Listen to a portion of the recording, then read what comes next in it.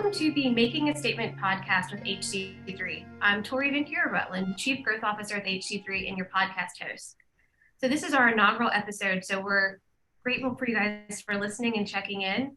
And as your host, my goal is to be open and honest about our organization, provide relevant industry content, and include voices from experts through clients, partners, and end users.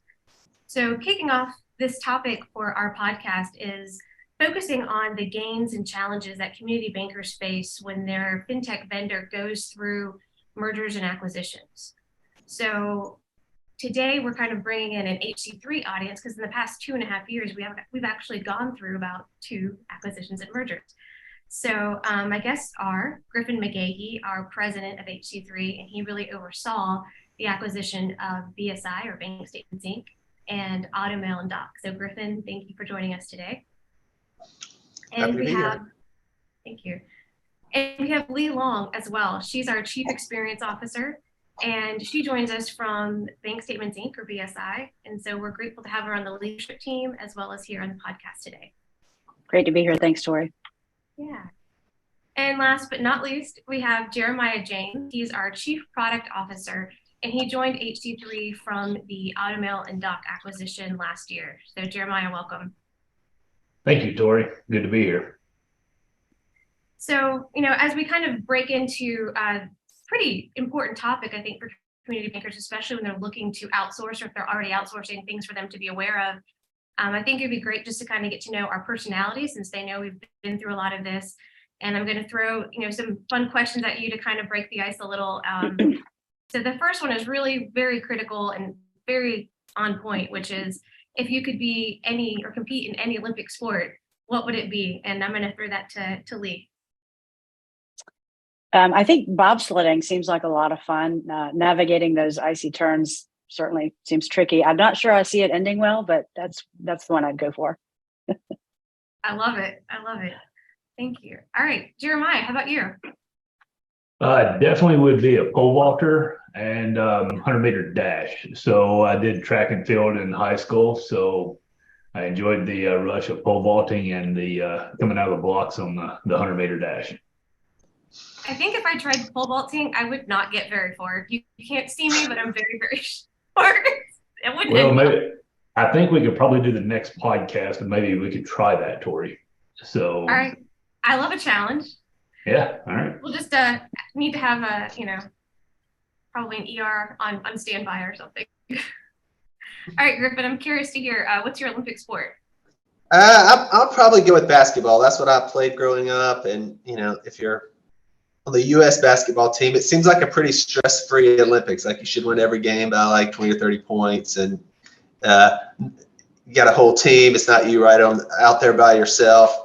Some of the winter stuff like skiing or snowboarding would be fun, but I'm not going to be cold for 365 days a year training.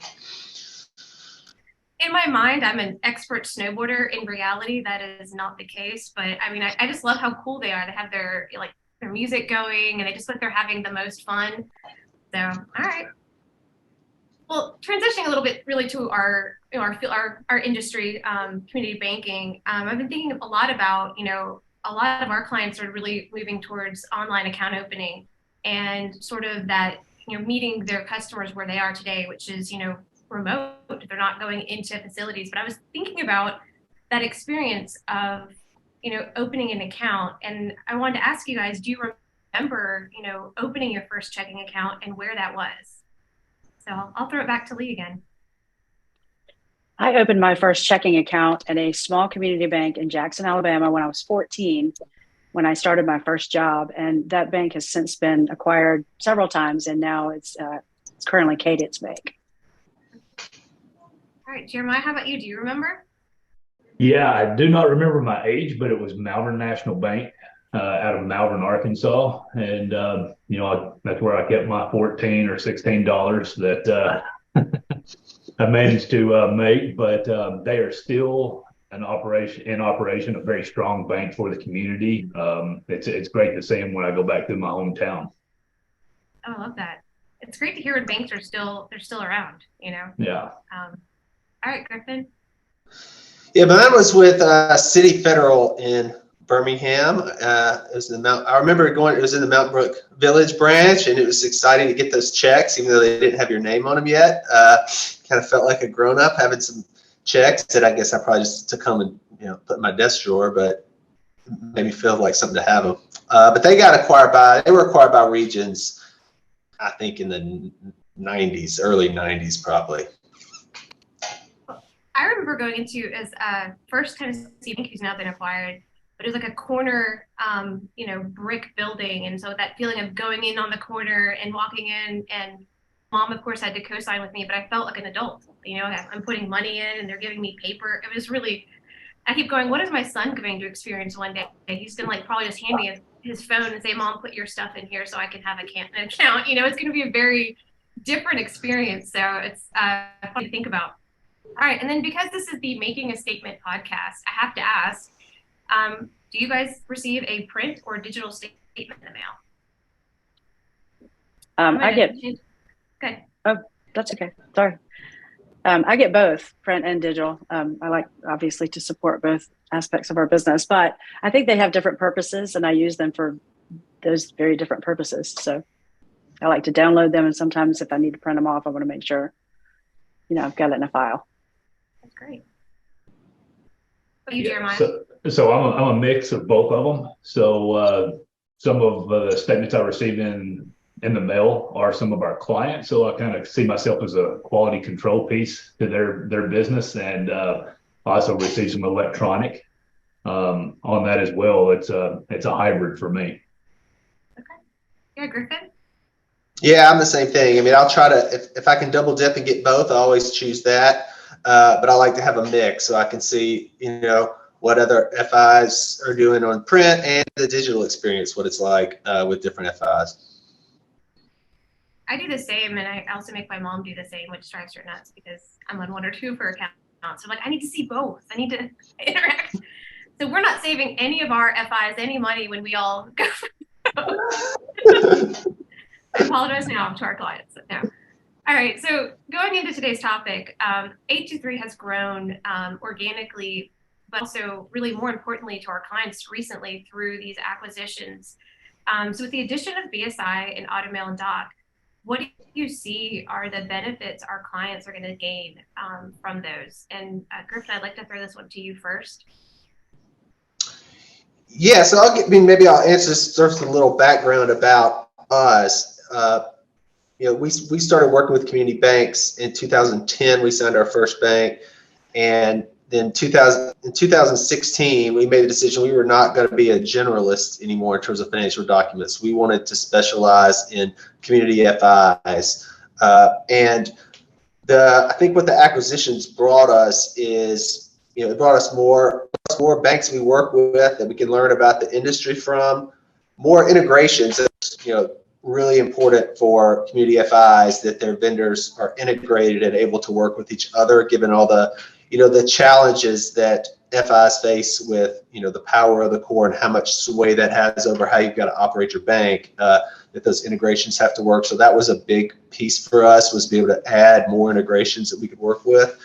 But I think people-wise was one of the reasons. So in 2016, when we decided to focus our business on this, we identified BSI and Automail as two companies that we could partner with, acquire maybe, and it kind of tried to stay in touch with both of them until the time was right to make that happen. We knew kind of their business model and it seemed like a good fit, but we didn't know going into it really the people behind the companies and really what we were getting there. But in both cases of the evaluation, as we went through looking at this, that was a huge component. This is a way to bring people who've worked with community FIs for 10, 15, 20 years into our organization, and really the kind of depth of knowledge that we didn't have. So that was a big part for us, and the technology side as well. So we just finished tax season, so this is fresh on my mind, but Automail had a standalone tax platform called TNS that came with the acquisition, and we moved all of our banks of the three, combined companies onto that TNS platform for tax stocks this year. And we've gotten a lot of great feedback from clients of what a better experience it was to go through tax season on a true tax platform. So I think it's that kind of integration of people and capabilities that, hopefully are helping our clients as we've gone through these acquisitions the past 2 years. That's great. Lee, how about what is your take on it? I think Griffin covered the main point that stands out to me, that we were able to expand our client base and our product offerings, and it gives us the ability to work more intelligently within the core and the online banking platforms in the marketplace. And that allows us to work smarter with our clients and know how to provide the best solutions for their needs. And bringing these three organizations together has given us that, like Griffin said, the breadth and depth of experience to know how to pursue those and then craft the right solutions for our customer base. Perfect. All right, Jeremiah, they're hard to follow. Yeah. So just to repeat what everybody else has already said, no. I really think that the combined staff of the three companies, I've seen firsthand the synergies that come out of that. As I used to compete with both companies, it was always interesting to try to figure out what they're using and the technologies.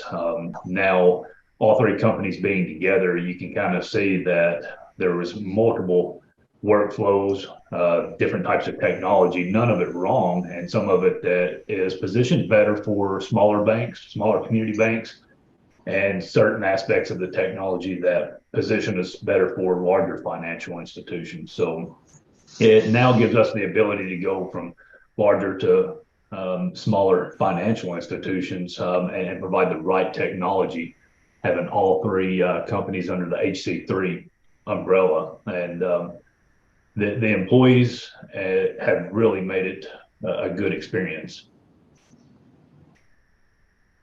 Well, shifting from, what our clients and future clients could gain from this, bringing three organizations, really the three levels of knowledge together to kind of create better solutions for them.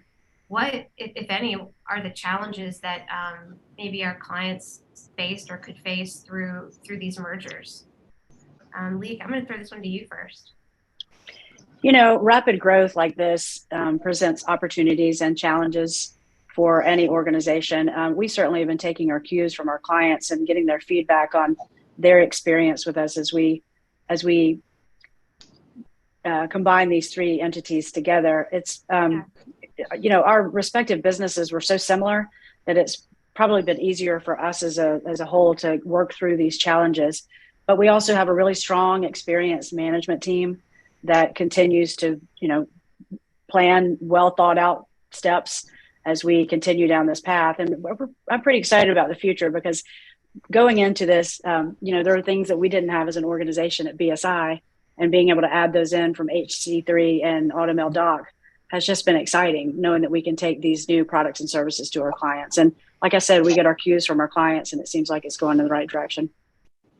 Great. Jeremiah, what are your thoughts? Yeah, so when you say challenges, one of the things that came to my mind early was terminology. There was a few integration discussions that it turned into that Abbott and Costello who's on first comedy routine, and it was kind of funny as we worked through some of that. But it was just terminology across different companies on that. Also, the biggest challenges was just the integration of the multiple systems. I think financial institutions understand this firsthand, as many of them have gone through mergers, acquisitions of core and other systems, and how to do that by a certain time frame. So our infrastructure and development team worked many late hours on pulling all that together, which very thankful for, because Griffin laid it out pretty clear early on that we want to do this very safe for our clients and make sure that the data is handled properly and our customers are taken care of. Griffin, do you have anything you want to add on that? I didn't think there were any challenges at all. Just put the companies together, and then we're all together now. And just went back to work. There are a lot of challenges, and I think the way we approach both these acquisitions, there's pros and cons to it. So, one way to do it would have been to basically just a rebrand, which, you see a lot in these kind of acquisitions that, okay, we're all HC3 now, but we're still just going to kind of run three businesses and hopefully get some synergies back on the sales side.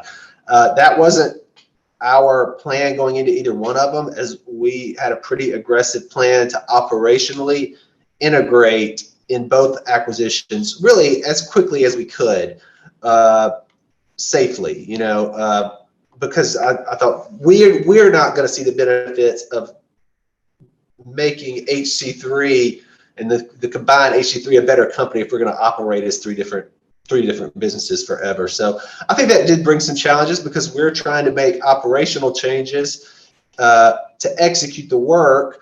And then on the client side, there's obviously apprehension. You hear, I think what you always hear in these acquisitions is, oh, nothing's going to change. And we didn't. That wasn't our message at all. I think our message was things are going to change. We're going to try and minimize the impact, do it in a safe way.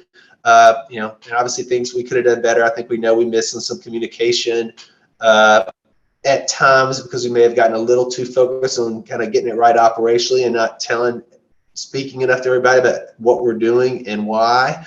But yeah, that's kind of would be my theme, I guess, is kind of balancing what we want to do operationally to make this work long term with keeping everybody comfortable and not feeling anxious about the changes going on at the time.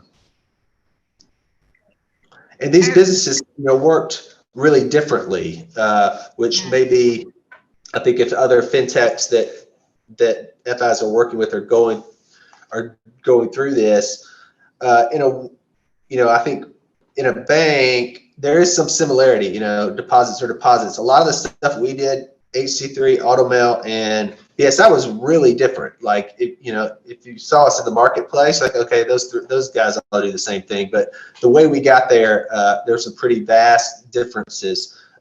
So trying to bridge those was a big technology challenge for sure. Well, I really appreciate all three of you being honest and just candid about that, because I think it's easy to kind of tell our clients and prospects, hey, this is what you're going to get. We're all coming together, and but I think it's also, this is what we've learned, this is what we've gained. These are the challenges we have to kind of work through. Griff and I really like the understanding of, we're very focused on the operational side and trying to accomplish things, and maybe sometimes communication out of balance. It is hard, I think, even for bankers to understand sometimes. I think when they're going through these acquisitions and mergers and changing technology, when do you communicate? You can't communicate too soon because sometimes some things are out of your control. If something gets delayed and you pull the trigger too soon, people are like, well, when's this change going to happen? So I think it is a really tricky process. So I'm glad we're talking about it, because I think bankers think about it a lot about, banks get acquired, but their partners can too. And I think to wrap up today's podcast, I'd love to get just a takeaway from each of you for our listeners on, for community bankers checking in today. If they're looking to work with a fintech vendor, what should they know about, about these acquisitions and mergers? What's something they should maybe ask on the front end, but what's a good takeaway for them? And Jeremiah, I'm going to pick on you first this time. Yeah, all right. So since joining HC3 in March of 2022, I've had the opportunity to work around a lot of the fintech partners out there, and there's some great technology. And I've also got to be part of some of our community banks that implemented some of the technology, and it's done really well. One thing that I see them doing with these vendors is not just your standard vendor due diligence, but getting to know the people behind the company, the ownership and the employees, rather than just hitting the check boxes. These fintech companies have a great value add. Many of them do. It doesn't fit all models for all banks, but getting to know those and going to the conferences certainly will help community banks see if there is a fit for them. I believe we can work with many of those vendors out there to help enhance the products and the offerings in the marketplace. Okay, thank you. Lee, what are your thoughts? I agree with Jeremiah. Culture is key, and whether it's a fintech software technology that you're looking at, or a print vendor, it's important to understand the culture that you're working with and how it's going to plug into your organization. Our management team now, with the breadth that we have of experience, I'd like to put us out there as an opportunity for anyone to talk to us. We may not be your chosen vendor, but we certainly can help you vet whoever it is that you end up working with. I love that. It's perfect. Griffin, what do you think? I think understanding the why behind these acquisitions that maybe your fintech partner is making, or if they're being acquired, what's the why? Is it a product add-on for somebody else? Is it a roll-up of like companies? And then how it's funded. Is it privately equity funded? And this is about increasing revenue and going public. I think understanding kind of the why behind the real why behind the mergers can help you kind of predict what you may see as things roll out. And we had our why, and it certainly drove, I think, how the transition rolled out, and what our clients saw was kind of driven by our why are we doing this. So I think if you can understand that, you can get a good prediction of kind of what you're going to see as a client. That's a great takeaway, because I think that's probably the biggest fear is the vendor that you create a relationship with is suddenly changed, and you don't know if the people are going to be the same. To Jeremiah and Lee, they're talking about these relationships that have been established. So understanding that why, that relationship still may be there. We were able to bring on a lot of people, almost everyone from both companies has integrated into HC3, and so that stability is there. But that's not always the case, and especially if you're going public, there's other things driving the goals and perhaps the service.